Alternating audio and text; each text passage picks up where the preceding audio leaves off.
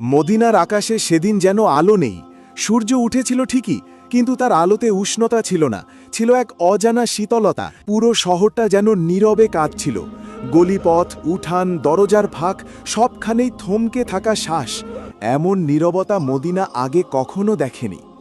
মসজিদের মিনার থেকে আজান ভেসে এলো, সেই পরিচিত সুর, যে সুরে প্রতিদিন প্রাণ জেগে ওঠে। আজ সেখানে কাঁপন। আজ মদিনার প্রতিটি হৃদয় ভেঙে যাচ্ছে, কারণ খবরটা ছড়িয়ে পড়েছে, আমাদের প্রিয় নবীজি গুরুতর অসুস্থ। খবরটা বাতাসের মতো ছড়িয়ে পড়তেই শহরটা যেন নিঃশ্বাস বন্ধ করে দাঁড়িয়ে গেল। কারো মুখে কথা নেই, কারো চোখে হাসি নেই, শুধু চাপা কান্না। এই সময় হজরত ফাতেমা রাদিয়াল্লাহু তাআলা আনহা ছুটে চলেছেন তার বাবার ঘরের দিকে। পায়ের নিচে মাটি আছে কি নেই তা যেন তিনি টেরই পাচ্ছেন না। চাদরের কোনা বাতাসে উড়ছে, আর চোখের ভেতর জমে উঠেছে অশ্রুর ঝড়। চোখের জল নামছে, তবু থামছে না তার পা। প্রতিটি পদক্ষেপে বুক কেঁপে উঠছে, শ্বাস ভারী হয়ে আসছে।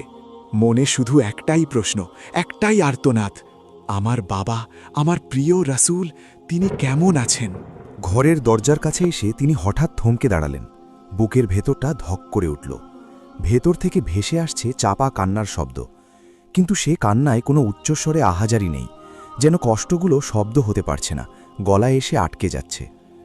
ধীরে পা বাড়িয়ে তিনি ঘরের ভেতরে প্রবেশ করলেন। চোখে পড়ল নীরবতার এক ভয়াবহ দৃশ্য। সাহাবায়ে কেরাম বসে আছেন নিস্তব্ধ হয়ে। কেউ মাথা নিচু করে অশ্রু লুকাচ্ছেন, দাড়ি ভিজে যাচ্ছে চোখের জলে।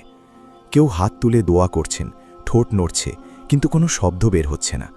কেউ আবার পাথরের মতো স্থির হয়ে বসে আছেন, যেন এই মুহূর্তে তার হৃদয়টাই বন্ধ হয়ে গেছে। আজ কেউ কথা বলতে পারছে না। আজ মদিনায় বাতাসও যেন কথা বলতে ভুলে গেছে।